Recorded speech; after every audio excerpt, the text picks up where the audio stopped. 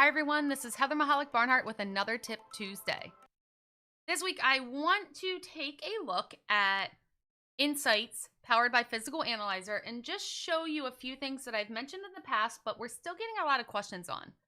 So if you are at your main dashboard or if you're in the case view, wherever you are, you're going to see this tips and tricks button at the top. Now when we click on tips and tricks, it takes you to a landing page right now. And it tells you can download Insights if you don't have it yet. And it just gives you a lot of information that will take you out to our website. A lot of people don't know what to do with it. What I really want to focus on is it's great. If you're just starting out, go out to the website and read those tips and tricks.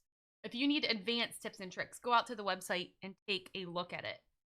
But if you want to stay right here in the tool and you want to be able to see videos with hints on how to do something, and that's exactly what I want you to think of these as, how to. These are simple how-to videos on ways to help you be successful in your investigation. Now you'll see I did create a few favorites for myself, and you can do that. You can create favorites, and then every time you're opening it, you can go back to it. So I created some on filtering and timelining and locations. Something that's being improved, we are going into the recording studio here next week, and we are going to redo every single video that's in here based upon the top questions that are asked to our customer support and to the dream team here at Cellebrite.